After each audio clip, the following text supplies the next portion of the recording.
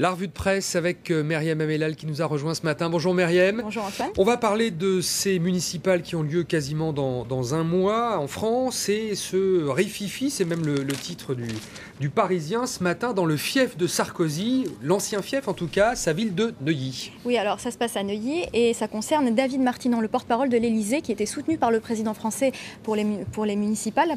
Il se présentait donc à Neuilly et David Martinon a été désavoué hier par ses colistiers. Il a été lâché, c'est le titre du quotidien La Croix, lâché par notamment le fils du président français, Jean Sarkozy. Le grand garçon blond aux cheveux longs, c'est le fils de Nicolas Sarkozy, l'un des fils de Nicolas Sarkozy qui s'est exprimé et qui a expliqué que c'était en raison d'un désaccord politique et que les habitants de Neuilly ne souhaitaient pas que David Martinon se présente. Ce qui est intéressant, c'est le titre de Libération, un titre très ironique, Neuilly, banlieue en feu. Alors oui, c'est pas vraiment une banlieue qui connaît des émeutes urbaines, c'est plutôt une banlieue chic dans l'ouest parisien. Voilà, c'est pour ça que c'est très ironique.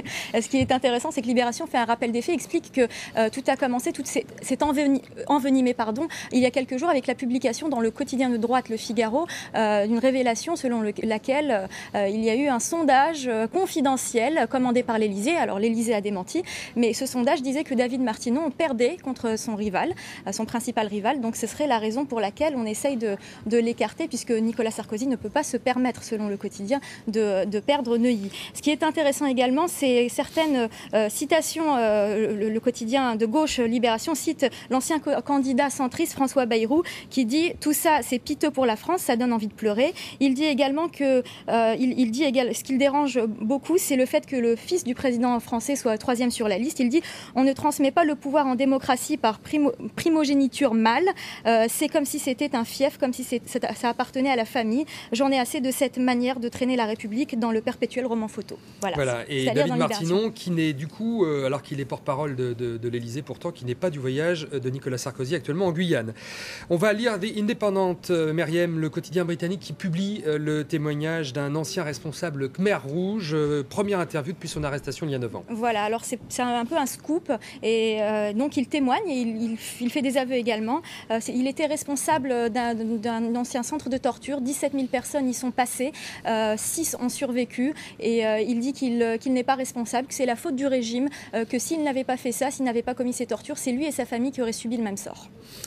Et puis on va parler de toute autre chose avec cette Coupe d'Afrique des Nations et le dénouement hier favorable une nouvelle fois à l'Égypte. Toute la presse en parle évidemment. Toute la presse en parle. On commence par le quotidien arabe Sharq al-Awsat basé à Londres. Alors c'est des très belles photos publiées par le quotidien. Il résume un petit peu le match et il donne les noms des héros. Alors il y a Abou Treika, si je me souviens bien, le buteur. Et puis il y a surtout Zidane. Alors c'est pas Zinedine, c'est Mohamed. C'est pas le même. C'est pas le même, mais c'est grâce à lui. Voilà, c'est la passe décisive a été faite par ce Zidane-là. Donc les Égyptiens sont très fiers.